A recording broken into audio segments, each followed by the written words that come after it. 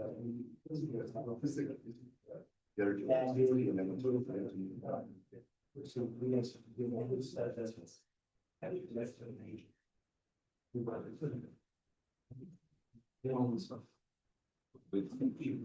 you all good? I need the pop-up to go. Are you on text?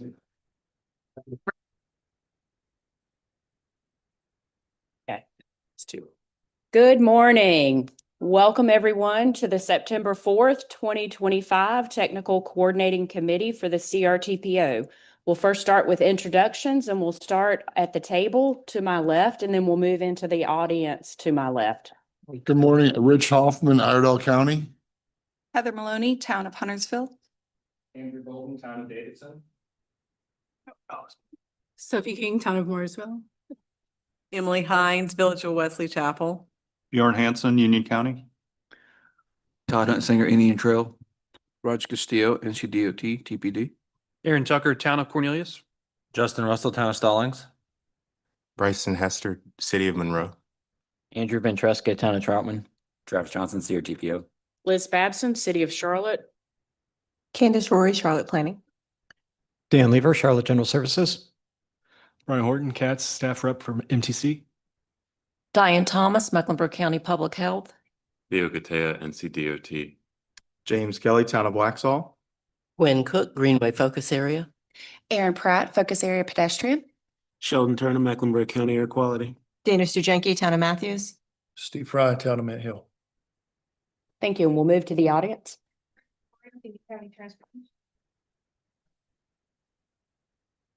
Stephen Brock, Town of Huntersville. Bob Cook, CRTPO. Chad Howcats. William Shaw, Pond Company. Bolton Danhausen, Pond Company. I'm Brian, Mecklenburg Town Train. Henry Monroe, Kim Horn. David Click. Elizabeth Richard, Finley Moore. Lisa Steiler, City of Monroe. Tim Papelka, McAdams. Mark Moore, Kinley Horn. Allison Fluid, Kinley Moore. Curtis Bridges, CRTPO. Andrew Babb, Bolton, Maine. The Thompson, Jennifer Stafford, Stewart. Smacker, CRTPO. Earl Leonard, CRTPO. All right, thank you. And again, welcome. We'll start with our first item on our agenda, and that's the adoption of today's agenda. May I have a motion to adopt the agenda as presented? I would like to say that Mecklenburg County Park and Recreation requests that item 3, which is the Verhoff Drive alignment study, that request for a public comment be removed from the agenda today. There's been no coordination in the last several years with Mecklenburg County Park and Recreation, and it dramatically affects one of our nature preserves. It's number 3. I'm sorry, I said 5. My glasses aren't working right today. Number 3. Yes, and I don't believe that is to open public comment. It's just an informational item for today. That is correct. Okay, that's fine. So there is no vote on that, but we can have the discussion at that time, if you're okay with that, Gwen. Yeah, that's All right, fine. thank you. So no changes to the agenda. May I have a motion to adopt today's agenda as presented? So move. And a second? Second. All those in favor, say aye. Any opposed? Okay, thank you. Our next item is the consent agenda. And we have 3 items on the consent agenda. May I have a motion to approve the August 7th, 2025 TCC minutes, the 2024-2033 TIP amendments, and the Union County Transportation TIP amendments? So moved. And a second? Thank you. All those in favor say aye. Any opposed? All right, that carries unanimously. Okay, moving into our first and only business item. Today, we're going to hear from Curtis Bridges. And the business item is post-census functional classification system review. Welcome, Curtis. Oh, good morning. So I do want to cover our, again, post-census functional classification system review. With it, we are requesting action on this item this morning. We're going to request that you recommend that the CRTPO board adopt functional classification changes for the CRTPO planning area. What is functional classification? I won't go through the full definition. You all have heard this presentation, this information a couple of times, but functional classification does look like to show up as principal arterials, interstates, other freeways and expressways, other principal arterials, minor arterials, and then major and minor collectors, as well as local roads. Those are the classifications that y'all are familiar with seeing associated with functional class. We're modifying functional classification because FHWA must review and update functional class nationwide post-decennial census. It's used for data management and reporting, design and maintenance of state and local roads. And also federal legislation continues to use functional class in determining eligibility for funding under the federal aid program. So that's pretty important for us. TPD, NCDOT, Transportation Planning Division developed an entire schedule and plan for updating this process. They worked on FHWA with that. Our portion of that process was to review and evaluate current local functional class networks, identify roadways proposed for modification, and then verify existing roadway data. And that's what you and many of your staff have been working on over the past couple of months and prepared for us to submit to NCDOT. So the final result, we submitted an original submission list to DOT a couple months ago and had some iterative kind of back and forth revisions to that and updates to the list and kind of checking back with you all and some of your staff, and have settled on a total of 149 requests from 14 submitters. Some of the things that have changed since the original submission are there have been some consolidation of adjoining segments. Some future segments which were not in the current STIP were removed. There have been some revisions to the suggested classifications of a few segments. And then segments were added to ensure network connectivity. Also, we did some coordination with our neighbors in Gaston, Cleveland, Lincoln, and Cabarrus, Rowan. And I don't think I can link out from this, but you have seen your submission list in your agenda, as well as hopefully a link to the online map. So hopefully you'll have had a chance to review that online map as well.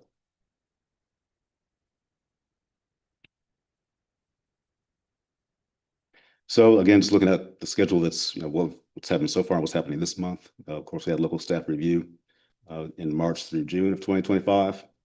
Information to the TCC and board in July of 2025. We're requesting a recommendation again today from the TCC and then board later on in September. And TBD will submit this list to FHWA also at the end of September. That's where we are. Again, the action that we're requesting is that the TCC recommend to the board that they adopt the functional class changes for our planning area. And I'll stop and see if you have any questions and address anything you might have. Thank you, Curtis. Go ahead, Bjorn. Curtis, there were some changes that were on the south side of the urban area in Union County that went into the Rocky River area as well. Do they need to take any action, or are you guys, is CRTPO taking the lead with the DOT to take care of the submittals? We're taking the lead. I think with that area, I may have to kind of look to Roger to answer that one. Sure. I kind of spoke with Lee Snuggs, who is from Rocky River, and their coordinator in TPD's end, which is Emily Stupka. So they were actually the ones that also noticed those changes, since they can see all the changes that all the POs make on the map. So there was some kind of slight adjustments given to that. And since Curtis had initially submitted them, he just kind of tweaked them with kind of Emily and Lee's supervision on kind of what the recommended changes would be. So Rocky River will not need to take any action then? No, I don't think so. Okay, good. Yeah, Heather. Just a question about process. Given the coordination already, do we expect that these are just accepted by FHWA as is, or are there any changes ever that we come back and hear that some aren't accepted? Or I don't know. I assume they'll accept them. I don't know if FHWA, I don't know what this process looked like last time. I don't know if they had a bunch of revisions and had to go back to TPD. Roger, do you know if you're expecting any changes from them or suggestions? I'm not sure. I wasn't here on the last round, but hopefully there's not too many or any. But I'll let you know when that occurs, obviously. But not too sure on that end. Sorry about that. Hopefully not. Yes. But I mentioned, I think maybe in previous presentations, we've done kind of one-off updates to functional classification, and if something comes back and needs to change, we can go through that process. I don't think that's a huge deal. Any other questions? Thank you. All right. May I have a motion to recommend that the CRTPO board adopt the functional classification changes for the CRTPO planning area? So moved. And a second? Second. Brian. All right. All those in favor say aye. Any opposed? Thank you. All right, thank you.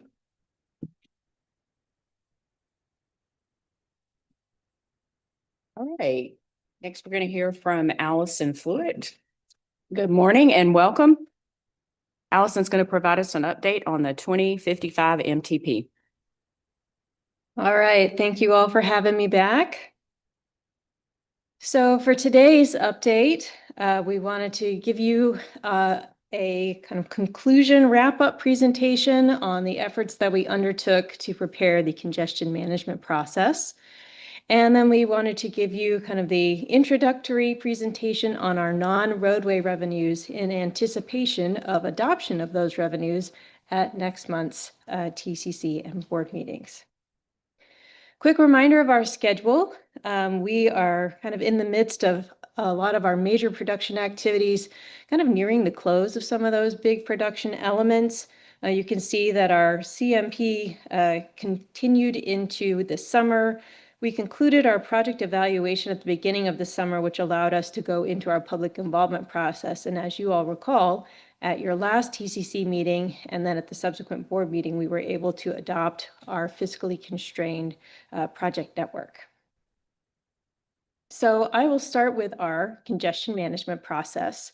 You all have had some introductory presentations about this before, so I'll spend just a little bit of time on the background and then we'll get to some of the conclusions.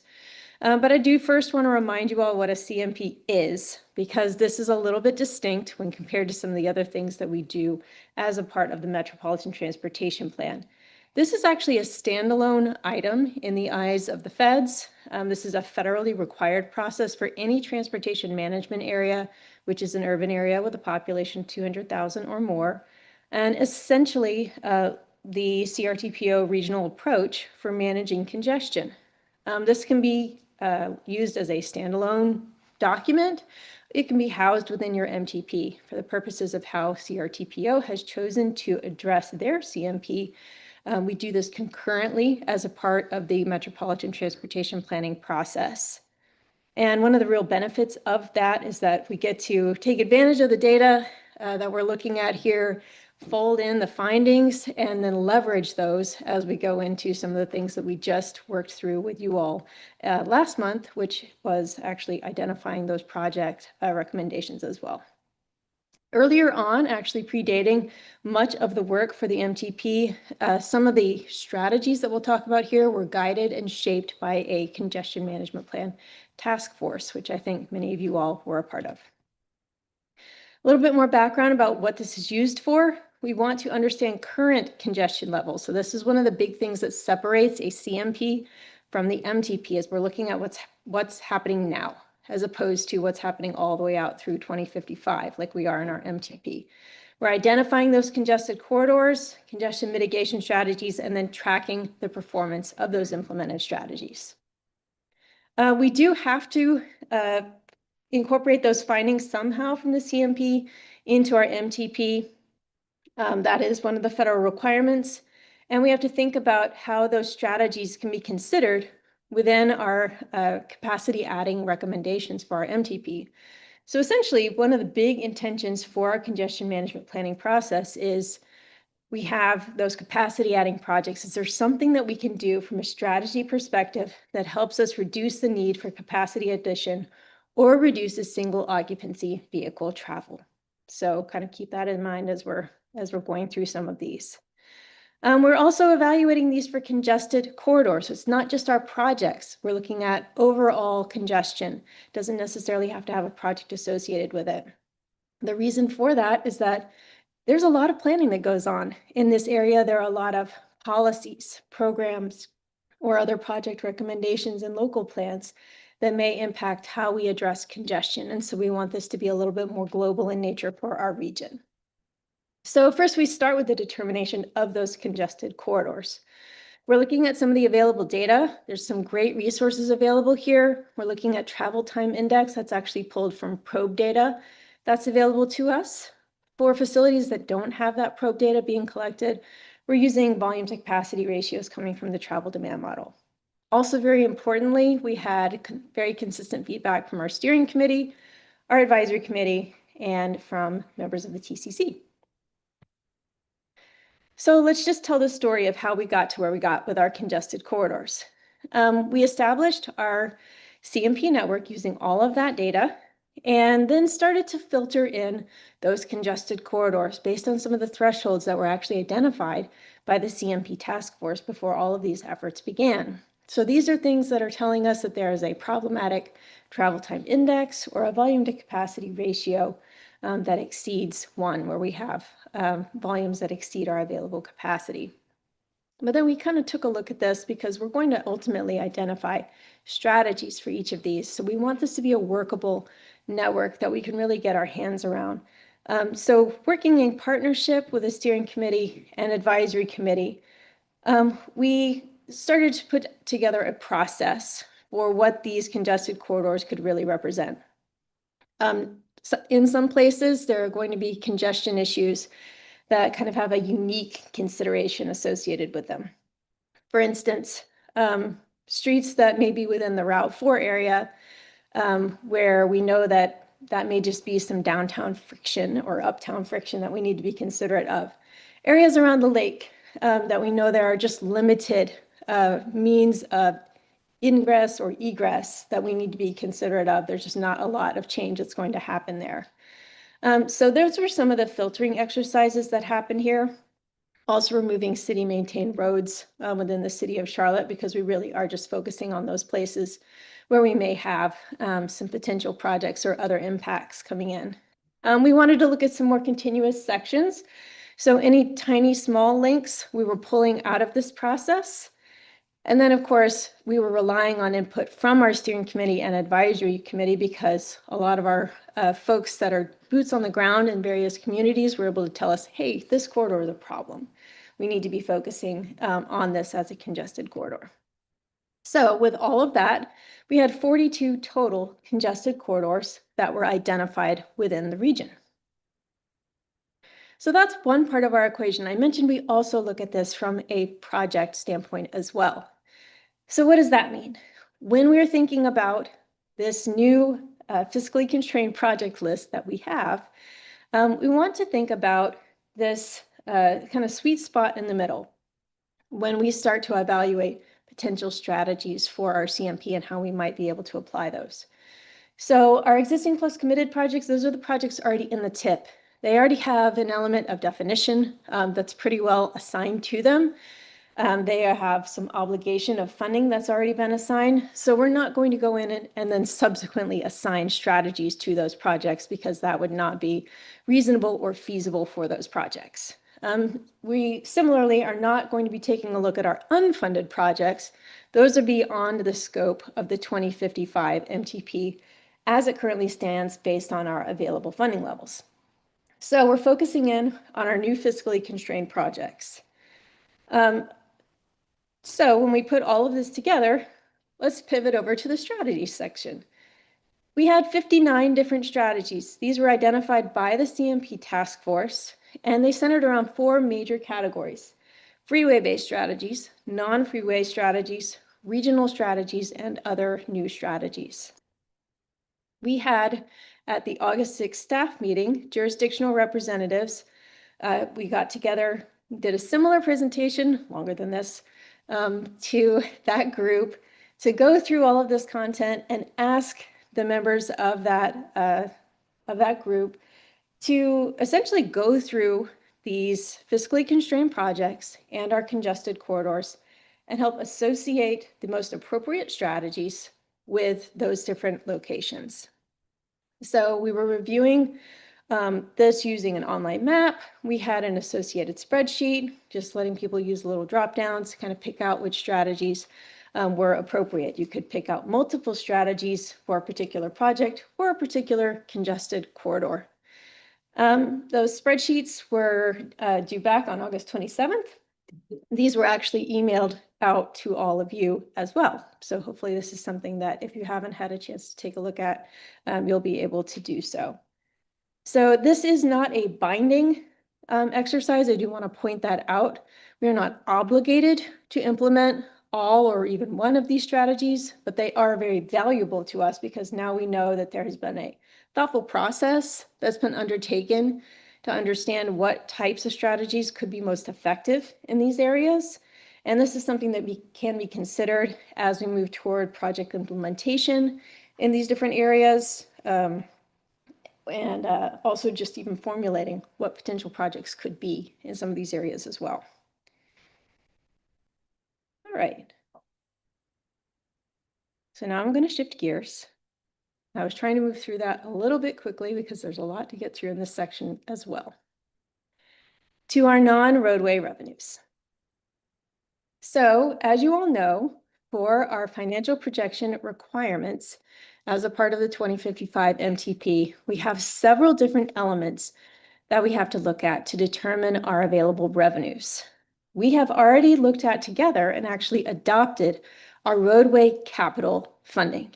That was something that we did earlier on because that essentially allowed us to set the stage for all of the things that came next to develop that fiscally constrained project list on the roadway side.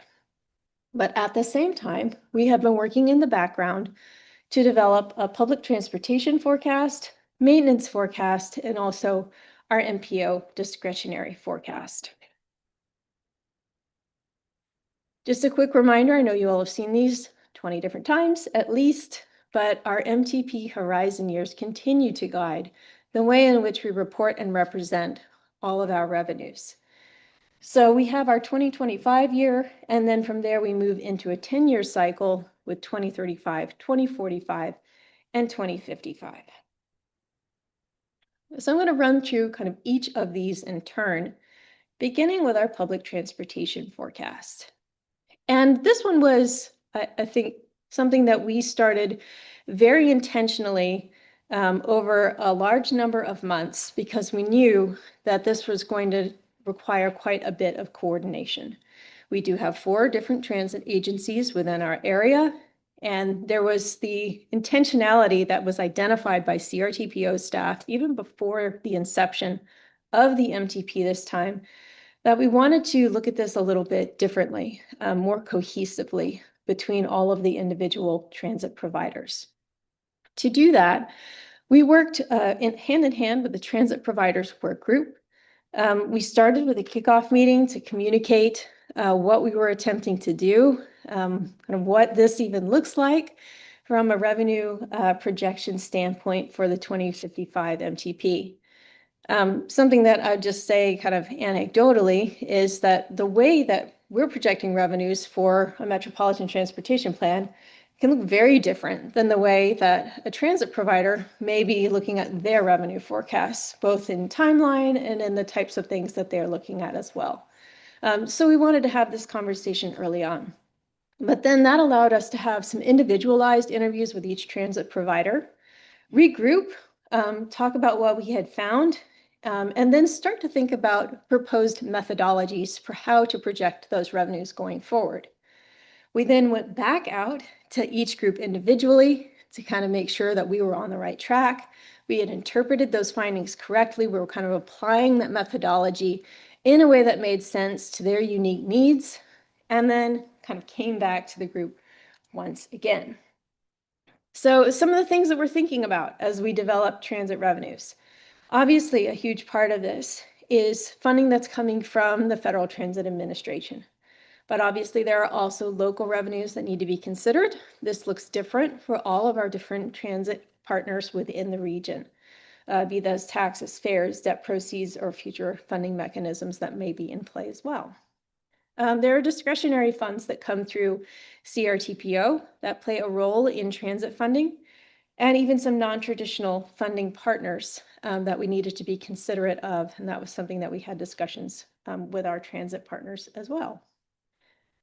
So one of the overarching objectives of what we were trying to do was to create a replicable approach. With all of these different agencies, there was a desire to think about this in more of a process that we could actually come back to, document, and then the next time the 2060 MTP rolls around, say, okay, let's pull this process back off the shelf and let's try to move forward with a similar process. We also wanted to use readily available data sources as much as planned, or as much as possible. And then also, obviously identifying some of those major planned expenditures was very important for us. Now, one of the things that became quickly apparent was that as we were having these conversations, we began to see the opportunity for a more streamlined methodology for our 3 smaller transit agencies. And so we kind of grouped those 3 in a little bit more distinct way. So I want to kind of look at those 3 together, and then we'll look at CATS a little bit more uniquely. So as we looked at Union County, ICATS, and Mecklenburg Transit, we were relying primarily on data from the NTD, which is the National Transit Database. All agencies are required to provide information to the NTD each year, so this is a great source of information for our transit agencies. So our baseline assumptions came from that. We were looking at percentage changes for each, coming back to our agencies, trying to understand what growth they had experienced historically, and then trying to think about conservatively what that growth rate might look like into the future based on considerations of their system, where they were at now, how they might expect to grow going forward. So one thing that I'll note, as you see the way that we report our transit revenues, is that we're reporting 2 different things. We're reporting our operations and maintenance revenues, and we're also reporting our capital revenues. So you'll also note we are showing these for Iredell, for Union County, and for Mecklenburg Transit in year of expenditure dollars. I'm not going to run through all the numbers on these tables. Y'all can see them. You can read them in the report later if you want to. But there they are. This is based on, again, some of the conversations and some of the unique elements that I think influence each one of these different transit providers. So Mecklenburg Transit, I will say, has a little bit of a different fleet structure than its 2 other sister agencies here, which is why you see some higher numbers, particularly in the operating values. And then finally, Union County. All right, so then moving into CATS. One of the things that I think was really helpful and timely for us is that we had the benefit of drawing from recent plans that had been generated by CATS. And we are always excited whenever somebody has done all the legwork for us. And that was the case here. So in some collaboration with CATS, we were able to look at proposed revenues from the CATS transit system plan, source data from their current budget, their currently adopted operating and capital improvement plans, and the transit system plan. So there was a lot of back and forth just to make sure we were interpreting data correctly and then representing that forward as we went into this. So you'll see this represented in a couple of different ways here, and this may jog your memory back to last month's meeting when we were adopting our fiscally constrained project network. We have kind of the first representation here is for our existing revenues. What this does not include is some of the newer projects for our coming from our sales tax. And we'll talk about those here in just a moment. But this is essentially projecting those out all the way through 2055, again, based on the plans that were available and prepared by CATS. So for our capital and our operating, again, these are shown in year of expenditure dollars.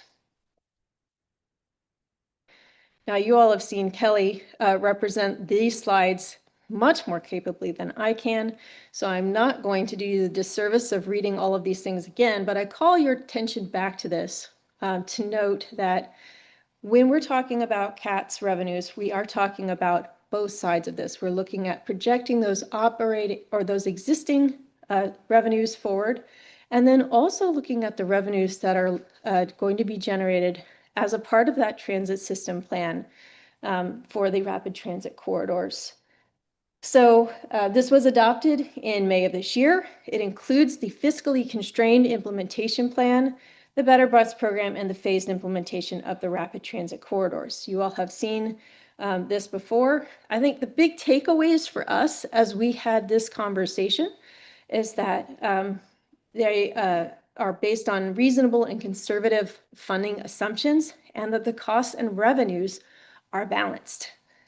Because for the particular transit projects that were part of our fiscally constrained project list, fiscally constrained is right there in the name, we have to have our costs and revenues balancing. And so what you'll see here, this should look very familiar, is what we had as part of our fiscally constrained project list for transit. Our revenues and our costs are going to be equivalent in this matter because we do expect those costs and revenues to balance. Obviously, they are directly tethered to each other as the projects would advance. I'll just note that this particular graphic is shown in 2025 dollars. That is a distinction. The others were shown in year of expenditure dollars. I just wanted to make that distinction. Ultimately, everything would be reflected in year of expenditure as we go into the plan. But this is just the way it's been kind of represented outward in much of the communication about this. So we don't want to confuse anybody with different numbers. Okay, so that's transit. That was the long one. We're moving into the shorter ones now. Next up is maintenance. So here we're talking about roadway maintenance, just for clarity. You just already saw transit operations and maintenance. So when we think about maintenance, we're really just thinking about this more at a county scale. And what's helpful is that NCDOT does maintain this information at a county by county level historically. If you really care to look, you can get this information way back into, I think, 1989 or 1990. But we looked at 2018 to 2023 so that we could get a good historical average. And then ended up carrying that forward from 2026 to 2055. We did have a modest inflation rate of 2% annually for that. I noted that this was shown at a county scale for NCDOT. Obviously, not all of Union County is part of CRTPO, so we did make an adjustment based on the state-maintained roadway miles within the CRTPO portion of Union County to kind of factor that to be appropriate for our projected revenues, which equates out to what you see right here. Okay, I told you that one was fast. And then MPO discretionary forecast. So just as a reminder, what are we talking about when we talk about the MPO discretionary forecast? There are a few funding sources that are composed within the MPO discretionary forecast. They include the Surface Transportation Block Grant Direct Attributable Funds, the Transportation Alternatives Program, the Carbon Reduction Program funds, and the Congestion Mitigation and Air Quality funds. These can include roadway projects and non-roadway projects. And you all are likely very familiar with the fact that CRTPO assigns these funds to various projects through the call for projects once a year, typically lasting between August and October. So something important to note, we adopted our overall roadway revenues earlier this year. The discretionary revenues are a subset of that number. So when we adopt this, we're not adopting something that you add to. This is part of. So this is a subset of the state and federal revenues that were adopted within the roadway capital revenues. And they are part of the roadway fiscal constraint determination process. So just kind of think about that in that context. So then that brings us to our forecast that you see up here. A couple of notes.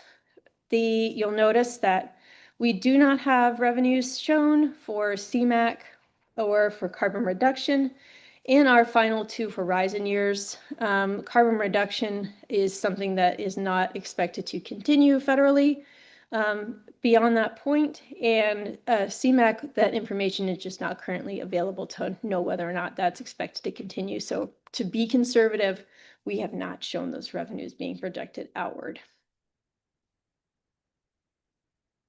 Okay, we made it. So looking ahead, I do want to just give you all, I guess, a little bit different perspective here of where we're going in the months ahead. In October, as I mentioned, we are going to be bringing this content back about the non-roadway capital revenues with a recommendation that the board adopt those non-roadway capital revenues. In November, we are going to be coming back with the recommendation that the board releases the draft 2055 MTP report and the draft air quality conformity report for the public review at the time the documents are ready. We'll talk more about this next month, but just a spoiler alert, we're not going to be showing you a document in November. But there are some holidays in the middle of all of that. And so in the effort to make sure that documents are able to be released in a timely fashion, we want to go ahead and have that board recommendation made in November so that when the documents are ready for their release, that can be done at the time that's most appropriate. And then we did just want to give an early reminder that there is a phase 3 public engagement that we're anticipating in the early part of 2026. So thank you very much. I'm happy to answer any questions. Thank you, Allison. Are there any questions?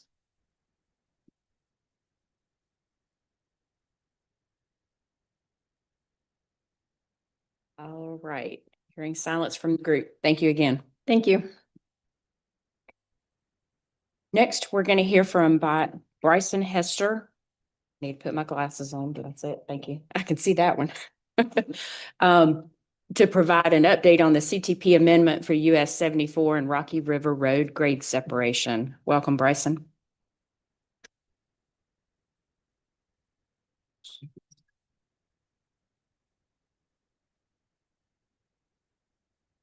Thank you. So good morning, everyone, members of TCC. I'm here today to talk to you guys about the CTP, the proposed comprehensive transportation plan for the US 74 and Rocky River Road grade separation. So no vote is requested today. We're going to return next month to request a vote. So just to give you all a brief recap, last time I was here to speak on this topic was in March, but this was first identified in Indian Trails Transportation Master Plan and their CTP highway recommendations with the help of Union County and the consultant RS&H. The intersection was chosen for the grade separation because it was roughly equal distance between downtown Monroe and Indian Trail, the two largest municipalities within Union County. And on October the 8th, 2024, Monroe passed a resolution to initiate and begin the CTP amendment process. So just a timeline of where we were at till now. In March, like I said, was when we did our official presentations to CRTPO and the TCC and board. And from there, it was placed on the consent agenda in May, and we were voted to, or the TCC and board voted for the public comment period to open for 30 days. That was between May 21st and June the 20th. And during that period, we had local in-person open house. All of this was advertised on social media and through sites within Union County and the city of Monroe, obviously. In July, we analyzed our feedback and prepared the final amendment package. And then August 4th, or August 12th, excuse me, we took it to Monroe City Council and they endorsed it. And then here we are, September the 4th, presenting our findings to the TCC. So the results of the public comment period, we had a whole lot of engagement. We had 193 total responses, 188 were digital, 5 were paper surveys. All of our paper surveys were from our 11 attendees to our June 7th public comment period at the city of Monroe City Hall. And then a few of them had filled out digital surveys beforehand. So into what we actually learned from our public comment period, majority of the support was, general support. We had 101 comments for general support. We had 27 comments for concerns, and then we had 65 comments that were neutral and unsure. I'd say that the general theme of this comment period were that the majority of folks see that the grade separation is a needed safety and congestion fix. And nearly all of the responses mentioned dissatisfaction with the intersection as it stands currently. Most of the concerns relate to the construction impacts and funding, and that's kind of misunderstanding what the CTP amendment process is, because it's just like a 50-year stencil. It's a minimum requirement for funding, for federal funding at least, and it's in no way tying money to this project. So that's something we're going to continue to work on as we move forward, not just through education, but the clarity of our education materials and knowing our audience and making information accessible and digestible to the public for this amendment, and transportation planning and public facing materials moving forward.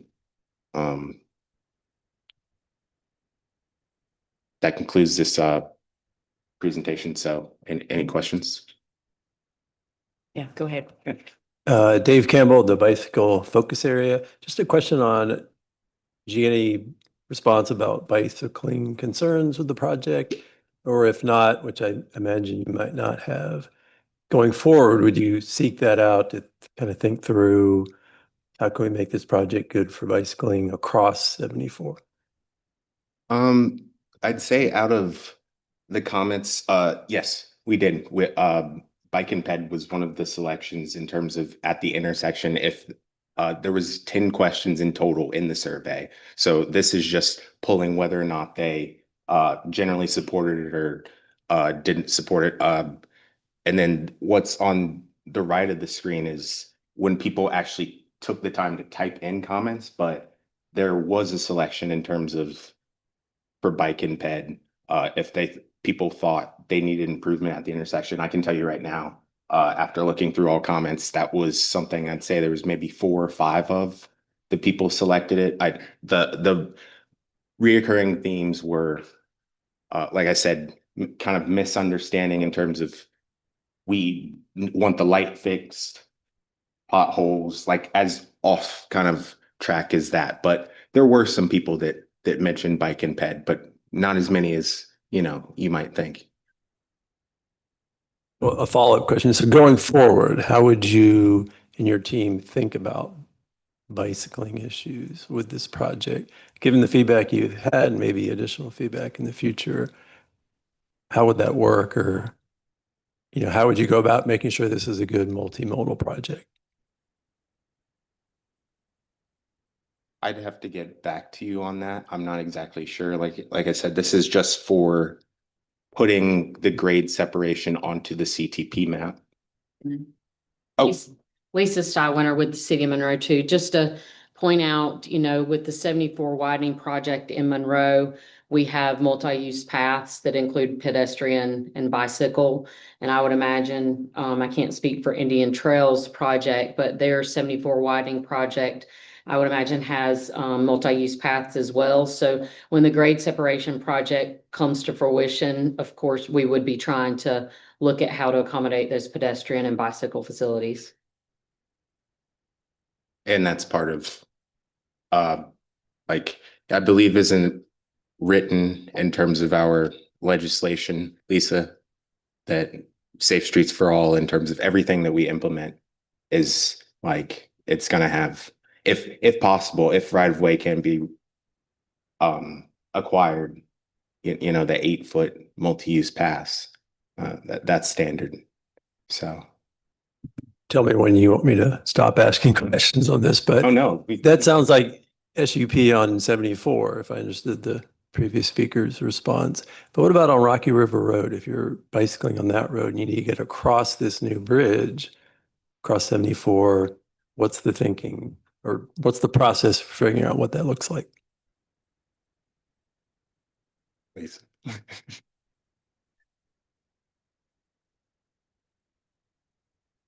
Can't speak to the exact answers of your questions, but there are future projects for widening Rocky River Road, and there's a safety project at the Old Charlotte Highway and the rail. Bjorn might be able to speak to this too, for Rocky River Road as well.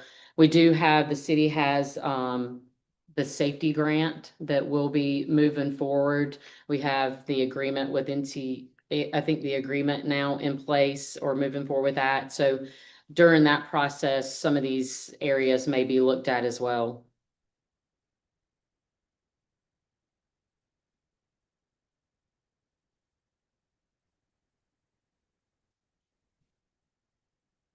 All right, any further questions? Well, thank you, Bryson and Lisa. On this one, if the board has no concerns at their September meeting related to this item, are we okay adding this to a consent agenda for October for both the TCC and the CRTPO board? The board would decide if they want it on there. We would just. Oh, thank you. All right. Hearing no further discussion, we'll add this to, thank you, Bryson. We'll add this to our consent agenda for September, and then Travis clarified if the board is okay, they will decide if they would do the same. All right, thank you. Next, comprehensive transportation plan amendment on Verhoff Drive. We're going to hear from Stephen Trott with Huntersville.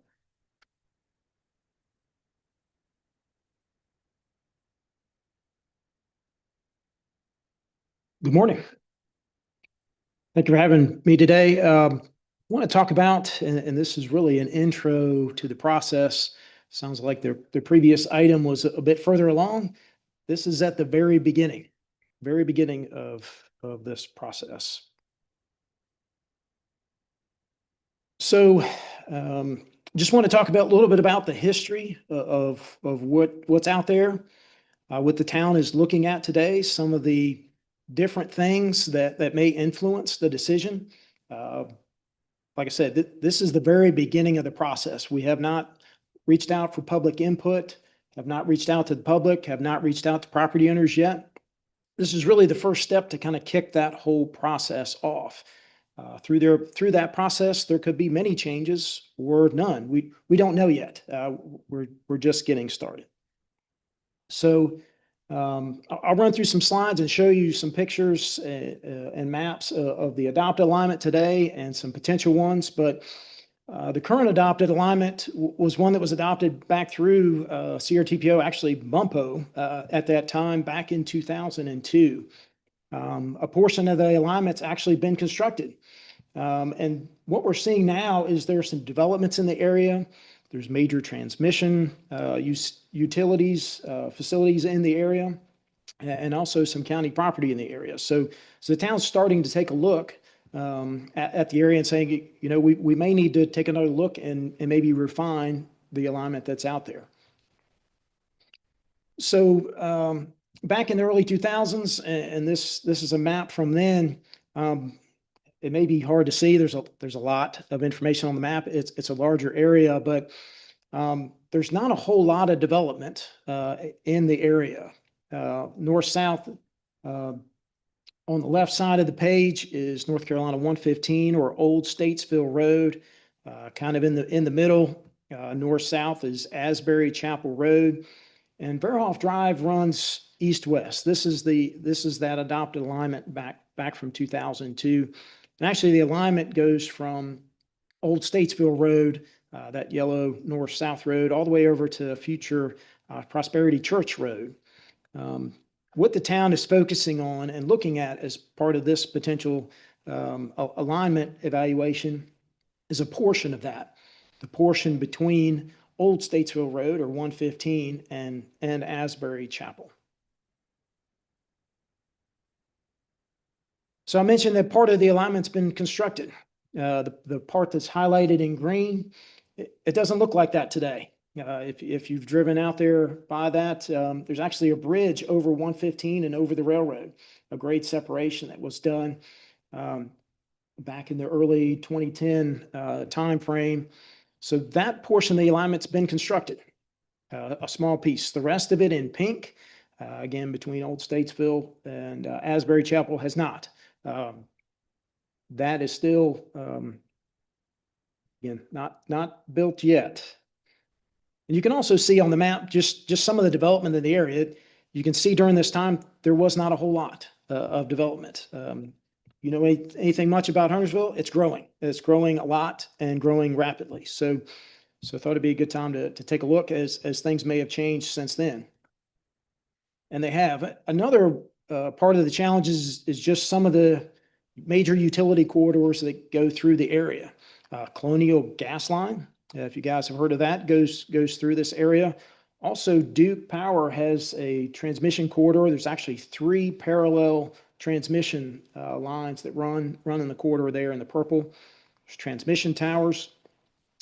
Back in 2002, I'm not sure how that was evaluated or looked, but I've zoomed in on this one portion here. You can see there's a lot of property lines, potential stream, and it's unclear in this map if there are towers, transmission towers in there. So again, another reason to take a look to see if there's a different alignment that may be better. There may not, but we wanted to take a look and see. So what have we done so far? The town has said, yes, we want to take a look at that. How about we develop a couple of potentials or maybes to get some public feedback, to get some input and see. But let's start that conversation. So that the town developed a couple of alternatives. We wanted to use the alignment that's already been constructed. Hey, let's not get rid of what's already been built, but let's utilize that.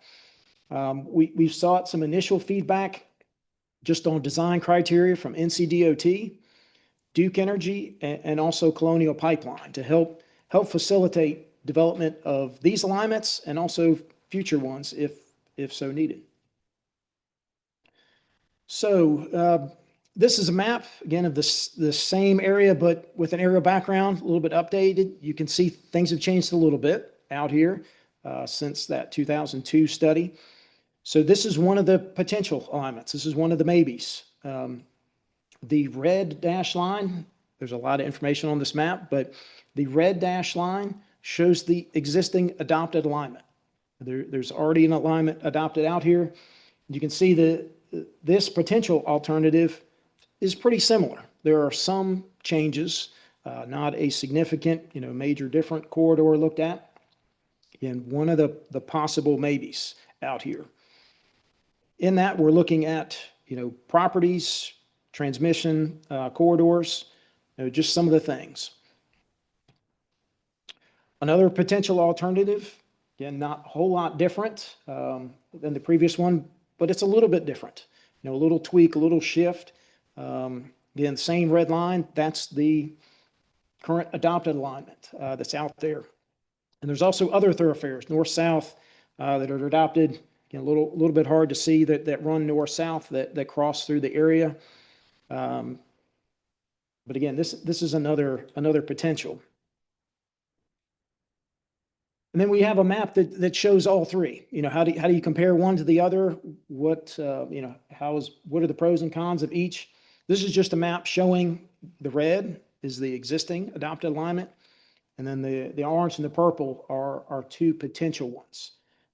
Also with this, something that may have not been done as much on the last one, it's kind of hard to tell on that existing map, but we wanted to try to look at possible or maybe grading limit impacts, just so that when we reach out to property owners, it's not just the center line of the alignment, but what are the potential grading impacts as well? Do those impact the same property owners, additional ones? Just trying to give an idea of what the maybes could be. Same map, just again, wanted to highlight just things that are out there now, things to consider. The Colonial Gas pipeline that goes kind of north-south across the page, what they look for a crossing that's perpendicular to their line, relatively at the same elevation as what's out there today. These are just things to consider as part of this. Duke Energy, which has a green, that's highlighted in green on this. There's transmission towers. They have crossing criteria. Again, just some of the things we want to consider. This is not an extensive list. This is just some of the things, when you look at a map, you say, yes, we want to take a look at further.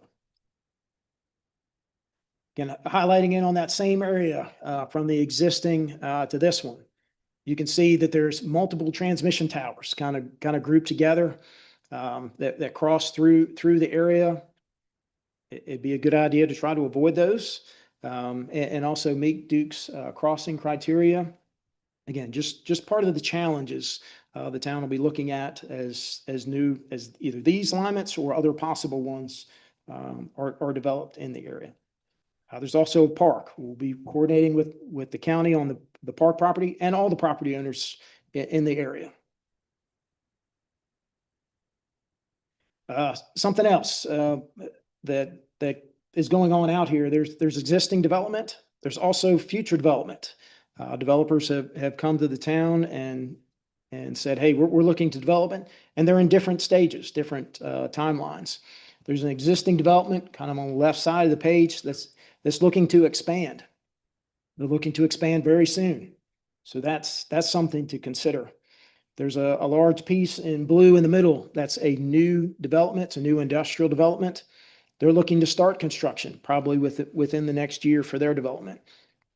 And then kind of on the right side of the page, another property owners is actually several properties owned by the same entity. They're looking at maybe doing a development. So again, with all these things going on, the things that have changed, again, the town thought it'd be a good idea to take another look. Is this the best alignment? What's adopted, or are there better alternatives? We want to start that conversation. So where do we go from here? So today is kind of that first initial step where we start talking with the public. We want to get the public input. We want to talk to property owners. Plan to have public meetings, put it out on social media, and really go through all the different public entities. It may be that we go through this process and the feedback we get is we need to develop additional alignments. That may be one of the alternatives. Then we start this process all over again and keep going through that. So again, this is just the beginning. We plan to host public information meetings and then go from there. And then the goal at the end is if there's a great alignment, then we would adopt, hopefully that alternative can be adopted. And look to take questions. Thank you. Go ahead, Dave. Similar question for you, since you're earlier, maybe you can think about bikes.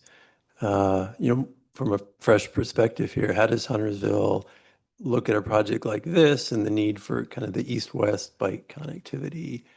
What you're thinking initially, that this project can either help bicycling by including it on the project or connections to it, or maybe there's a parallel potential bikeway that this project could also help fund. Sure. So as part of the initial project development, try to go back. It'll be hard to see probably on the screen, but in our typical section, we have multi-use paths on both sides of the facility. So that's the initial draft typical section. I would say like the alignment, typical section, if people want to give comments on that. Again, this is kind of opening the forum to get feedback on everything. The town did recently adopt earlier this year, and I'm probably going to look over to Heather if there's more detailed questions on it, but the town adopted a mobility plan for the entire town that identified typical cross sections for all the roads in town that include bike, ped, road users, all that all together. So we look at that as another piece of information in this process. And that tool is available online. Heather's nodding if you can't see. That tool is available online if you want to take a look. So those typical sections are all open to the public. I just want to express concern that Mecklenburg County Park and Recreation has not had the opportunity to have conversations with Huntersville about the bright red area that's on the map, which is Farrelltown Nature Preserve. We have biological assessments. We have things that could contribute to the alignment location, and those discussions haven't happened yet. I understand it's at the beginning of the process. I get that. But we need to have conversations before it goes out for public comment. That would be my request, that the public comment period not happen before conversations and collaboration and cooperation can be had between Huntersville and Park and Rec.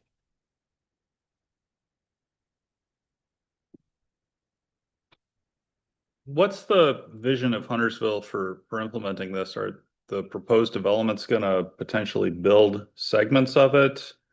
Is there an overall cost estimate? Sure. So right now, developments haven't proposed to build any of that, but as some development occurs, that could spur others that may need the development. Let's see if I can go. So right now, the development, I guess, on the very western side, they don't need the road for their potential project. They're looking at expanding within their own property at this current time. The development in the middle recently was rezoned. I believe they're reserving the corridor that was adopted. So if we go through an alignment change, that could have some impacts on them. They're looking to move forward with construction, I'd say within a year. So they'll be way out in front before probably any alignment study is completed. And then the development on the very right side, those have been very preliminary conversations. From the preliminary discussions, it didn't seem like they needed this road, I guess the Bearhoff Drive project for their project to be able to function. So that's what's going on. Now, if this project may go forward, there could be others that it may spur additional development. It could. It may not. Right now, if you look at a map of Huntersville, not here, but to the north, east-west corridors, Huntersville Concord Road, and to the south, maybe Hambright Road. This is in the middle of that. There's not a lot of east-west connectivity for any road in this area. And that's the intent of the project. We currently don't have an updated cost estimate. The town looked at potentially building Bearhoff Drive in the existing alignment maybe 5 or 6 years ago. And cost estimates were, 30 million plus at that time, but we haven't updated. A lot's changed in the past few years with costs. So we have not done an updated cost estimate. And this is currently not a funded STIP project. It's not a funded town project to build. This is just the initial discussions to see does the alignment need to change before we get further down the road.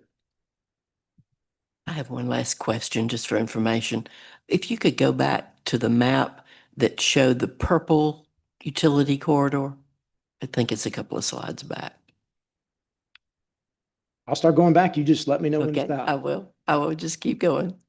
That map. Okay.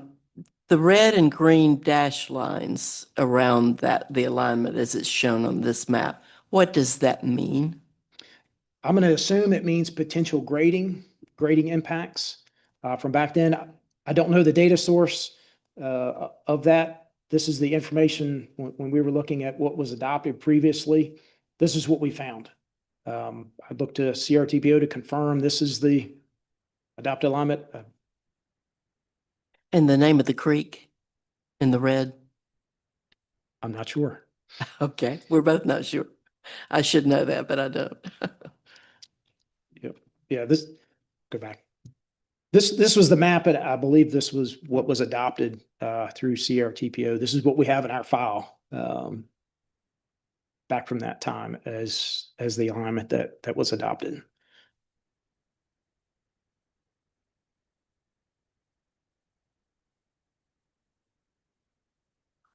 Any additional questions or discussion? Great, thank you. Thank you very much. All right, next, we're going to hear from Jarrell Leonard and a team of folks from across the region on FTA Section 5307 Transit Agency Annual Reports. Welcome, Jarrell. All right. Good morning, everyone. I'm Jarrell Leonard with CRTPO.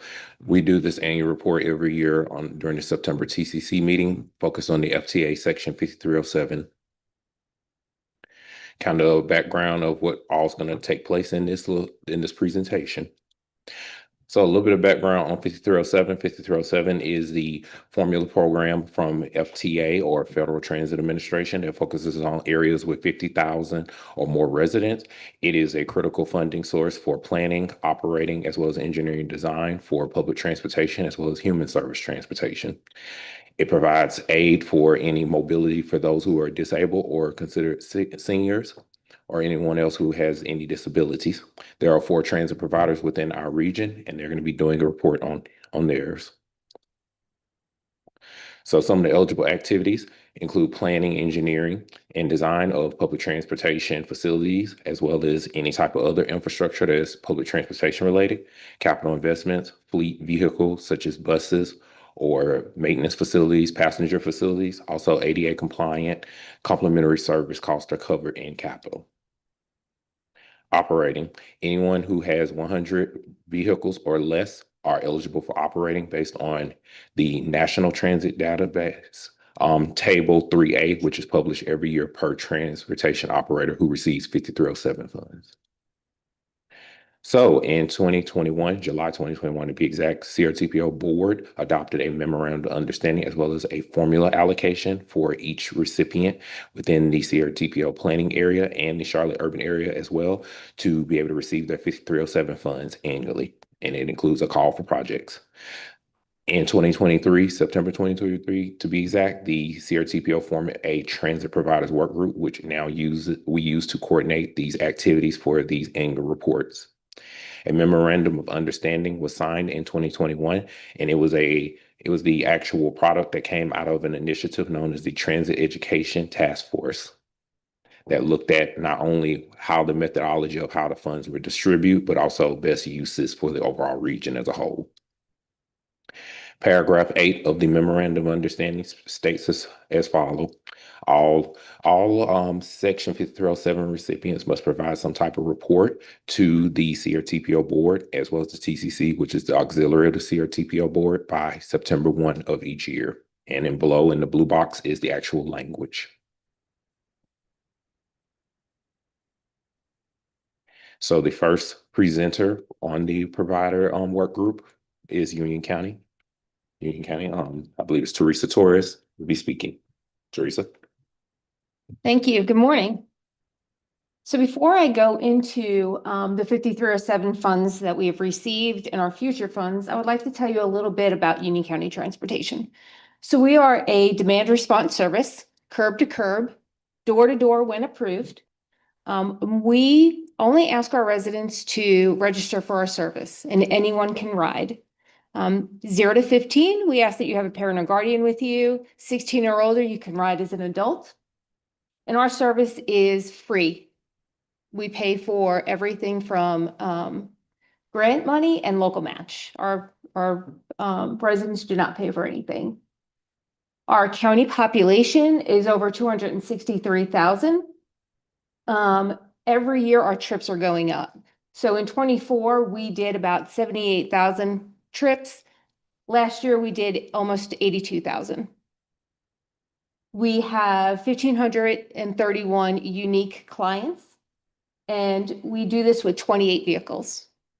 I always say that we go everywhere and go nowhere at all. So we did about 713,000 miles with that. And we did that within over 47,000 hours.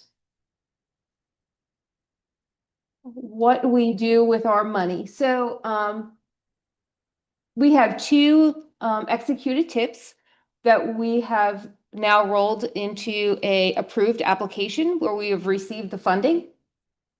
And then today on your consent agenda was our tip that you approved. Thank you. So for the federal fiscal year 21, our operational dollars have been exhausted. We have put out an IFB for admin vehicles. And we have also put out an RFP for consulting services that we are now on the contract phase of. For our federal fiscal year 22 funds, again, we have exhausted our operational dollars.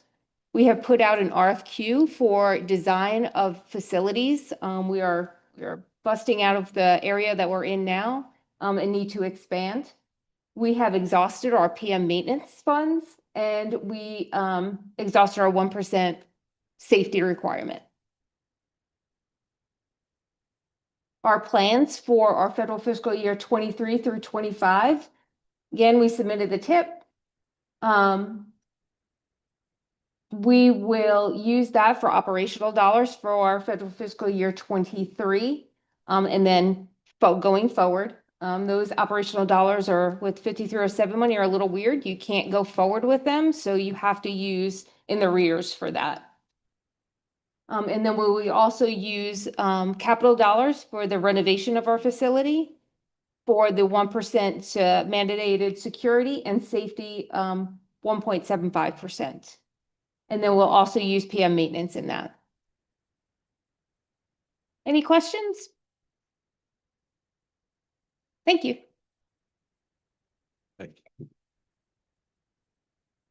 Thank you. Are there any questions before we move on? All right, Mecklenburg County Transportation Services.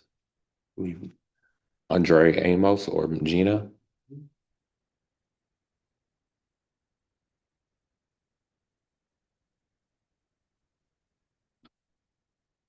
Thank you. Good morning, everyone.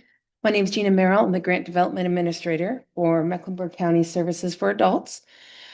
So I know this is my second time making this presentation. So, you know, our focus at MTS is to serve older adults and those adults 18 and over living with disabilities, trying to make sure that they have access to transportation. We know that as folks age, our ability to drive ourselves can definitely diminish. And we want to make sure that we treat our older adults to help them maintain their independence and treat them with dignity as they have to rely more and more on public transportation. So we provide several different types of transportation for our population. We do both mandated and non-mandated, non-emergency trips.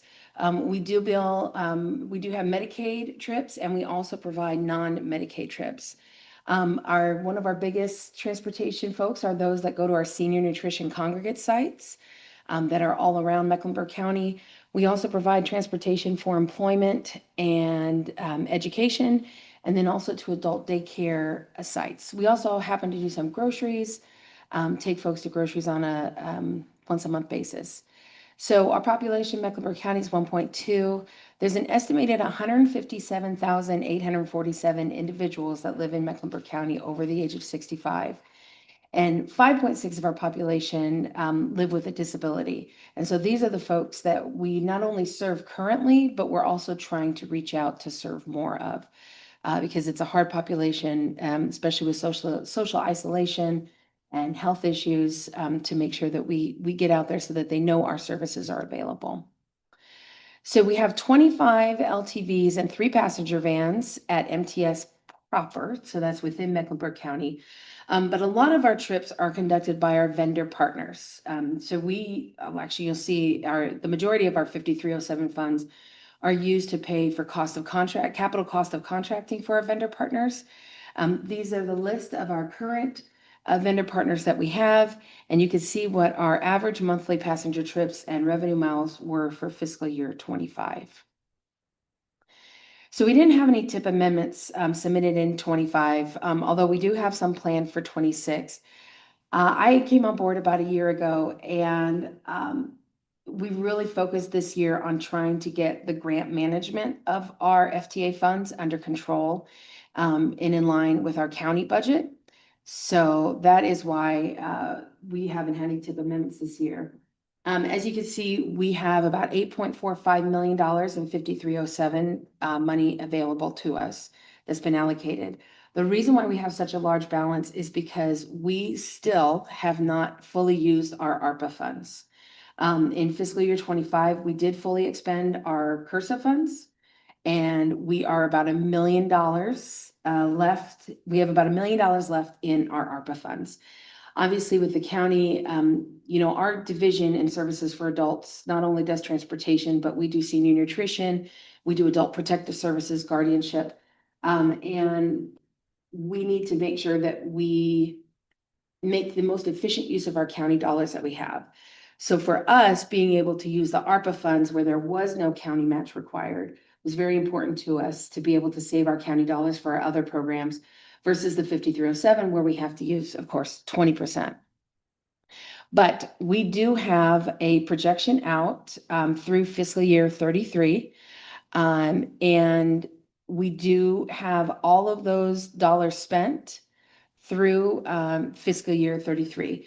What we do have in fiscal year 26, we do plan on using the $1 million in ARPA funds. And again, for the capital cost of contracting for our vendors who provide 87.5% of our trips throughout the year.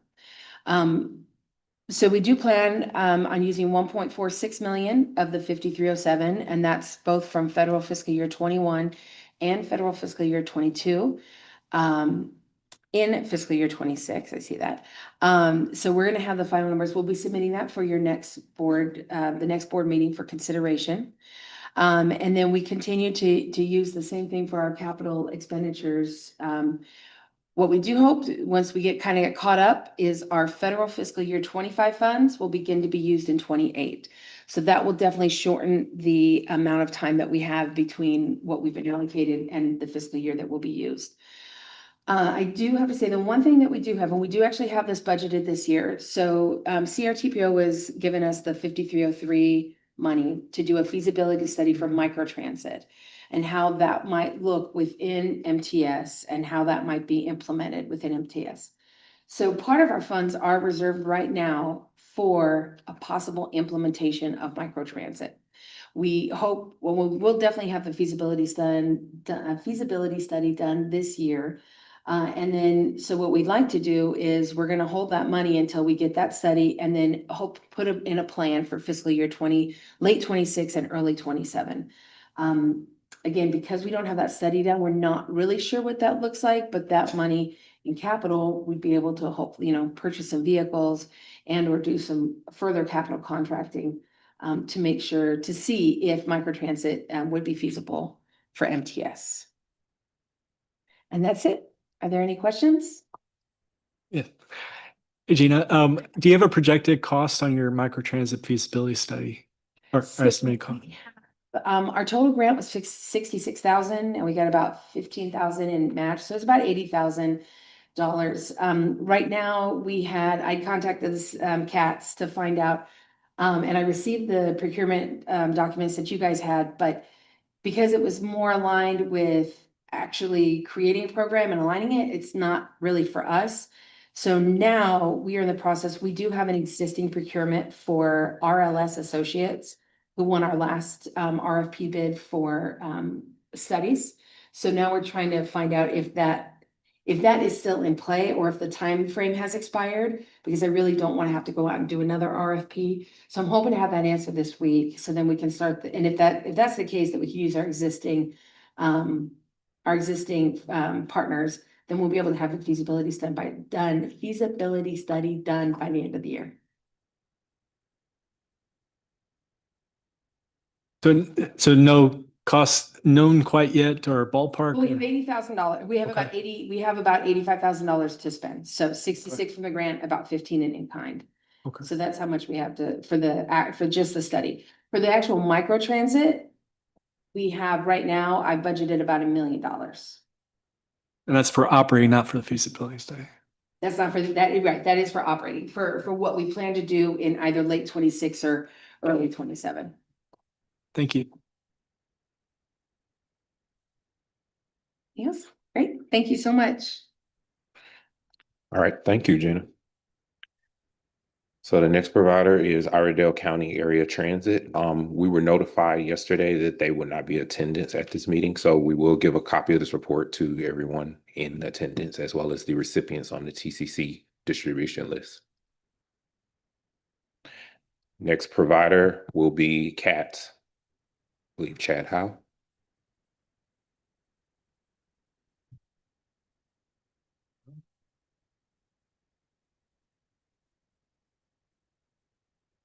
Good morning, everyone. I am Chad Howe. I'm the Chief Financial Officer for CATS, and I'll be presenting the updated 5307 annual report for CATS. While we have not yet returned to our pre-pandemic ridership levels, they are increasing. In FY 2025, we did have approximately 16.2 million riders on all of our modes, which include bus, light rail, streetcar, van pool, STS, and for the first time, microtransit, which we have put into place this past year and have fully funded in the coming year. On our ongoing activities, what we've done, and you'll see this really in the next slide, is we've worked really hard to streamline what we spend our 5307 funds on, primarily in 24, and you'll see the same in 25. We have used the funds to fund part of our $280 million in outstanding debt, and mainly to fund a portion of our $264 million annual operating budget. We've done this, here's FY 2025. We've done this primarily for a few reasons. It was a shift in strategy over the last 2 years, and what it allows us to do is to have quicker and cleaner draws so that we don't have a lot of grants that are just accumulating up. When in the past, when we had put some of it toward more capital related items, like you'll see here with the support vehicles, and some of the other maintenance on facilities, it had taken us a while to be able to draw those funds down, and reporting every year just drew on with FTA. And so by transitioning more to operating based expenses, especially since we've ramped up our operating expenses, primarily maintenance over the last few years, it allows us to do this and draw those much more quickly. And as such, we have 0 unobligated funds. And that philosophy, we will continue that philosophy forward into 26 and 27 and 28. Any questions from the committee?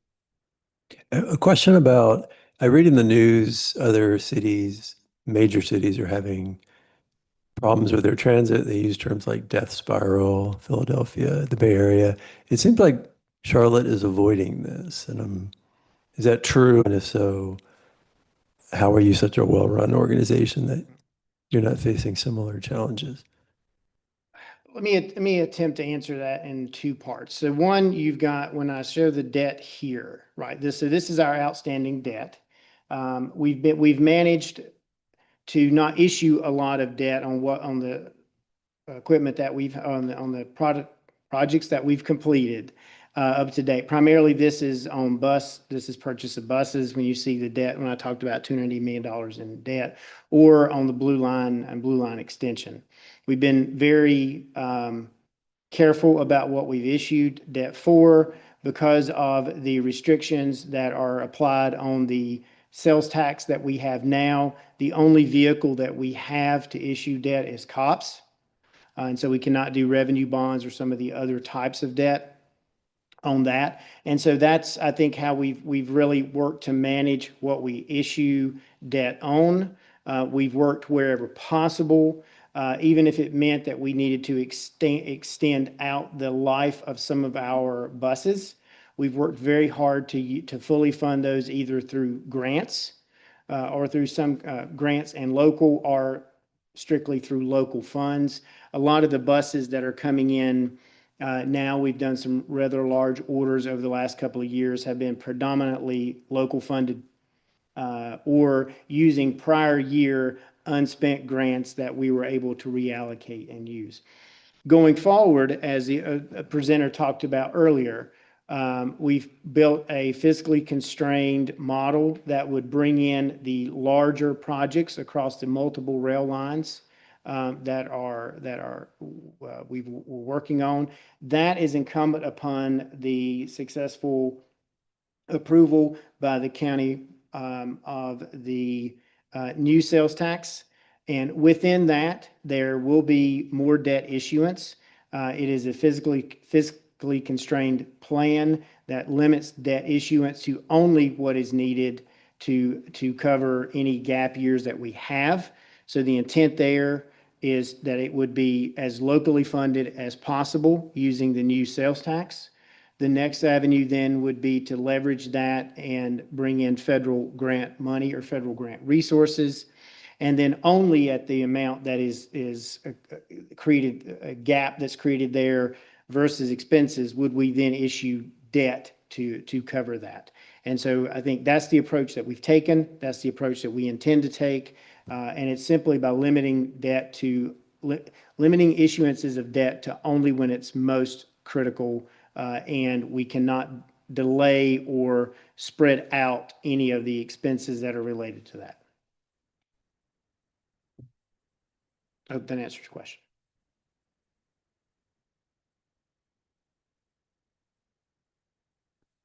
I know it's too late, and this isn't about CATS, this is for the overall presentation process, that I feel like an intro slide with just some perspective on this is how much money we got. This is how it's changed over the years. This is how each of the systems get their money. It's broken down, X percent for or it's been used percent capital, percent operating, how that's changed over time, because at the staff level, I'm barely able to compare all of these. And I know for the elected officials, this is 99% foreign to them. So some sort of perspective on the different systems and the overall amount and formula as a reminder to them of how we get the money and how it's distributed to each individual systems, I think would be very useful. Thank you. All right, thank you. And we'll make note of that, Bjorn.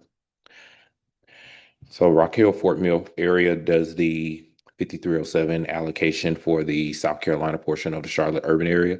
In lieu of a report, they provide a written correspondence, since they are a separate MPO, specifying their usage of FFY 2017 through 2024 funds, and their usage of CARES and ARPA 5307 related relief funds in lieu of a presentation.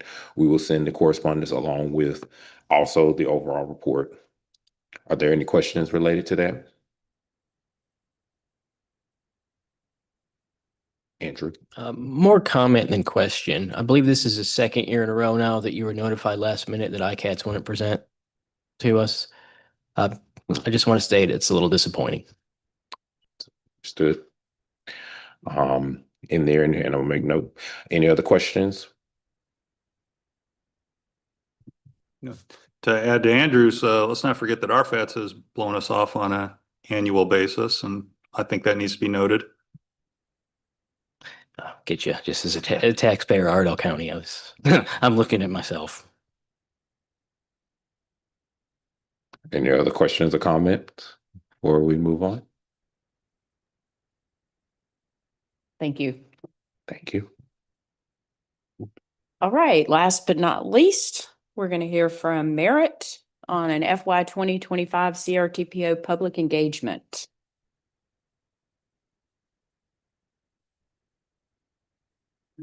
Good morning, everyone. Today, I want to talk about our engagement efforts for the past fiscal year, as well as discuss some of the things we've been doing for engagement now in our current fiscal year and looking ahead further into FY26. So what better way to start talking about engagement than starting with our team? I know everyone in this room and perhaps those of us joining on our live stream have interacted with various members of our team in different capacities, but you rarely see us all in the same place. And the reason I include this photo is because community engagement is really a team sport. And while we have a capable team and myself and Judy, we really utilize the whole team in order to make those connections, not just with the community members, but with all of you here and with our elected officials. And so for those of you who care more about the cold hard numbers, we have those as well here. And as you look these over, I just want to convey a point that we lean into a lot in this past fiscal year for our engagement and that we hope to continue to lean into, which is the idea of soft engagement. The idea that the times that we're out in our communities talking about our MPO functions and talking about our plans and initiatives shouldn't just be when we have a public comment period open, but also those times in between to keep the public informed and in order to cultivate those relationships with various stakeholders. And so as you can see from the numbers that we've produced from this year, that has yielded some pretty good results. You can also see some pictures on the sides of those activities, both during the public comment periods that we had this year, as well as in between. And so I can't talk about public engagement in a post-COVID world without talking about digital engagement. And so we expanded our digital footprint this year by switching from Facebook Live to YouTube for our streaming in order to increase accessibility, through which some people are joining us now, as well as expanding to Instagram, which is the largest used social media platform, Blue Sky, which was the fastest growing social media platform at the time, as well as LinkedIn in order to connect with the professional community, resulting in 8,000 individuals engaged, 53,000 media impressions, as well as 33,000 views on our website, which we pride ourselves on being a one-stop shop, not just for the community members at large, but for our professionals in the transportation world.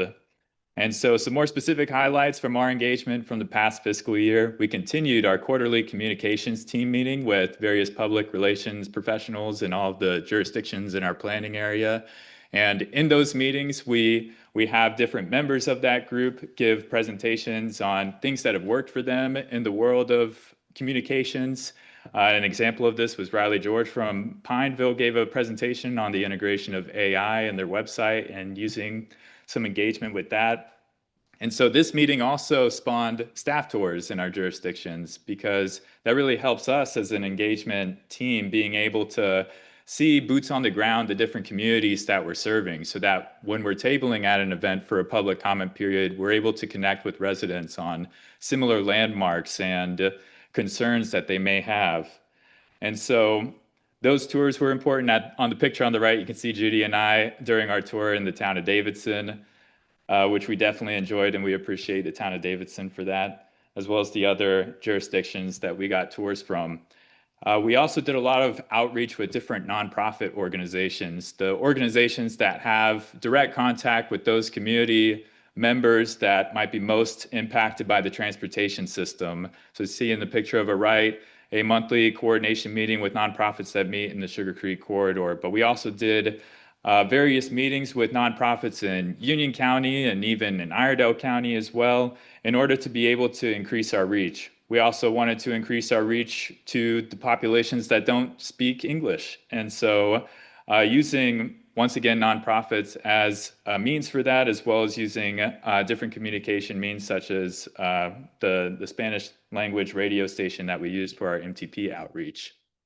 So speaking of the MTP and our other plans and initiatives, these were the ones that we were doing engagement for in the past fiscal year, thinking about our strategic plan, which is in the process of being updated, as well as our Title VI and LEP implementation. So including those Spanish language radio announcements and translating more of our materials into Spanish for our limited English proficiency plan. The TIP, which is a continuous process. We also had our Beyond 77 Coalition kickoff, which was the next step to the Beyond 77 study that was completed in the previous FY. as well as the focus groups that were conducted for the Comprehensive Safety Action Plan, or CSAP, which is moving along as planned. And then, of course, our 2055 Phase 2 engagement for the MTP, which I've talked about extensively at this meetings, and which was really our heavy lift. But just to further show how, even though that was a super heavy lift and we had 11 different in-person events, those were only 11 of our total 43 events we had this year, showing the importance of the in-between engagement that we had conducted.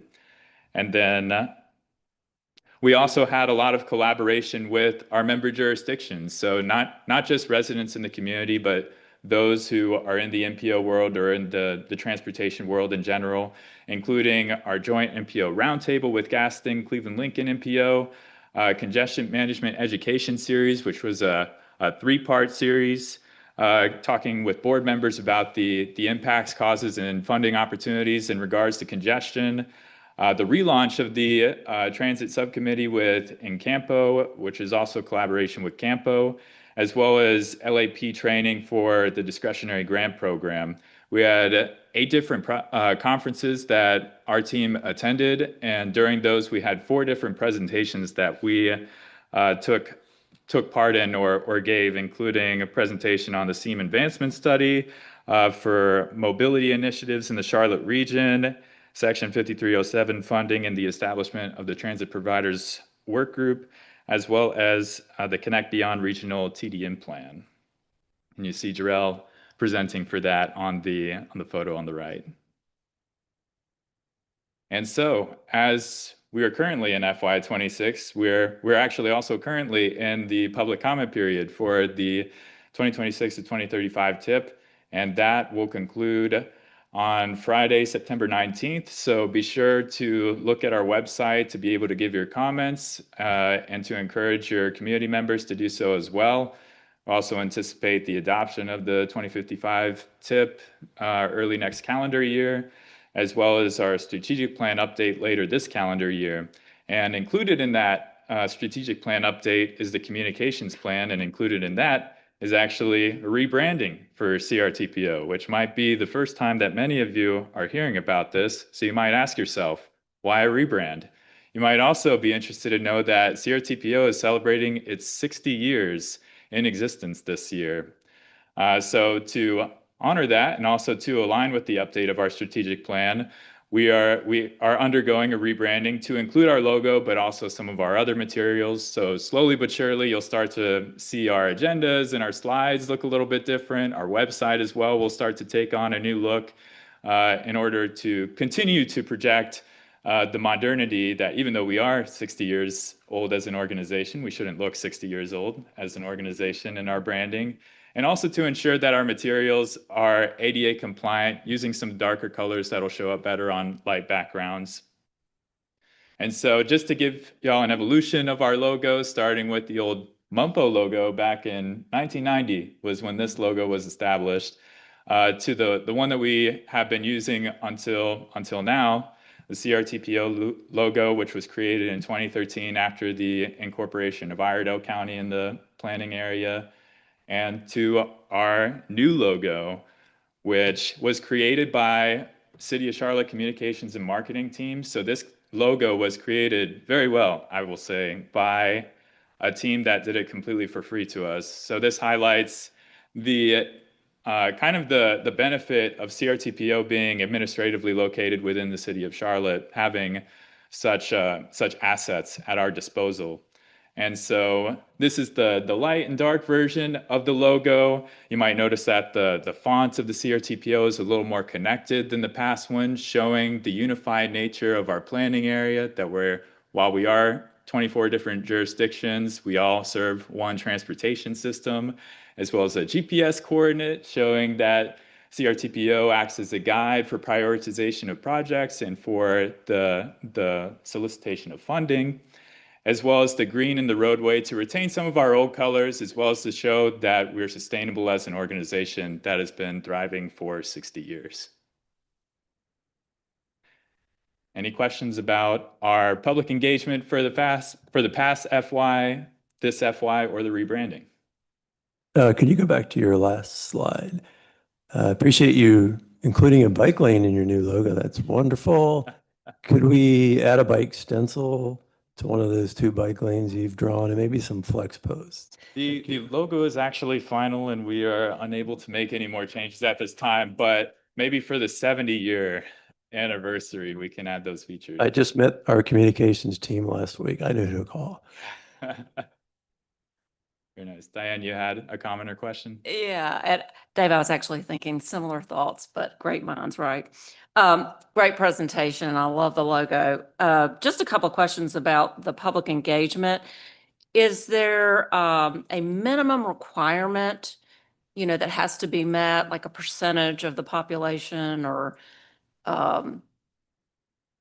To answer that question, no, but we do look at previous engagement efforts for each project. So thinking about the MTP, for example, how many people did we engage with in a previous phase or in a previous year of the MTP? We're able to set goals for ourselves for the next round of that process. Right. And that was going to be my follow-up question. So how do you measure success? And I love that you're, making a concerted effort to reach out to the Spanish-speaking community and others. As you know, Mecklenburg County, all of the region, Mecklenburg, Ardell, and Union continues to expand and be more diverse. So just was curious if we had any standards around or goals around how we're going to make sure that we are reaching out to everybody. Right. Always trying to expand our reach constantly. Well, if anything we can do to help you, please let us know, but great job. Appreciate Absolutely. it. Thank you. Any other questions? All right. Thank you. And thank you, Merritt, for lifting up the support that you guys get by being part of the city organization, because oftentimes that support is present throughout the work that we do at CRTPO, and it doesn't often get recognized in that way. So I appreciate that. All right. With that, we have Division 10 and 12 reports that were included in your agenda packets. Theo is with us today. I do not see Anil, but you guys know how to reach out to them if you have any questions. Do you have other updates? All right. As mentioned previously, we are still in our public comment period for the 2026-2035 Transportation Improvement Program, the 2050 Metropolitan Transportation Plan amendments, and the air quality conformity determination.